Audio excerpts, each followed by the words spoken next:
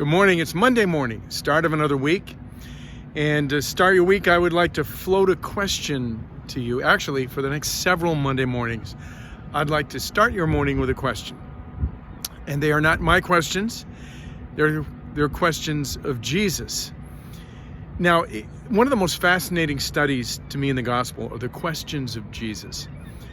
Because remember, he's the Son of God. He was and is the Son of God. He doesn't need any information. He doesn't need to question to gather information. He's omniscient. He's God.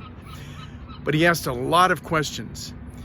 And almost always the reason he asked a question was to get someone else thinking toward where he wanted them to go. Kind of like the Socratic method. Socrates used that method with his students. Rather than teach, he would ask questions so that his students were teaching themselves.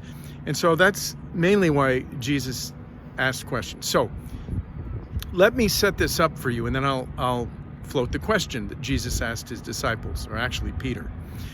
The situation is, it is after his resurrection. He's raised from the dead. He's appeared to them a few times.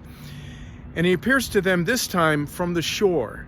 They're out in the boat fishing, his disciples, and they can't see him. They don't know that it's him.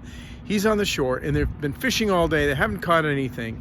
And so Jesus hollers to them from the shore. He says, "Hey, guys, no fish?" And they say, "Nope, no fish." And so he says, why don't you throw the net on the other side of the boat, on the right side of the boat? So they do, and they catch a huge load of fish.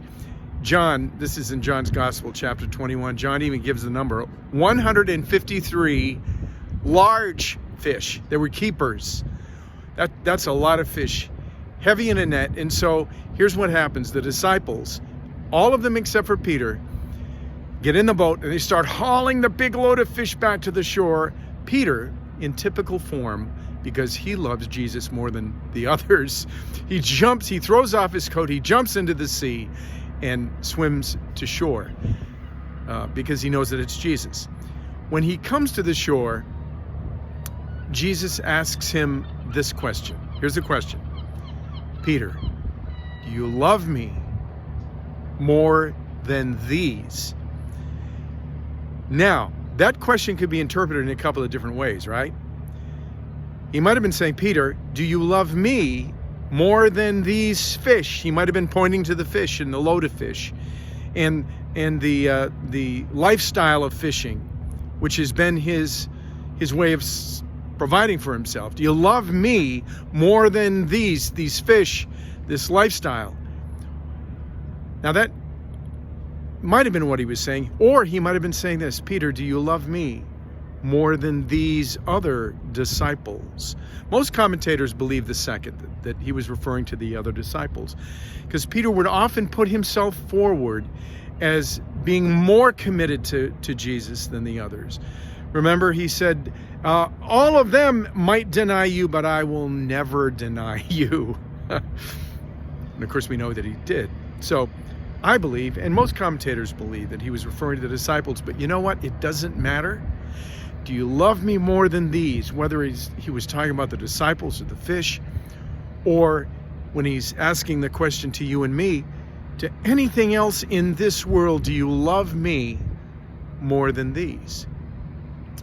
Because God's question to every Christian in every generation is the same. Do you love me more than this world?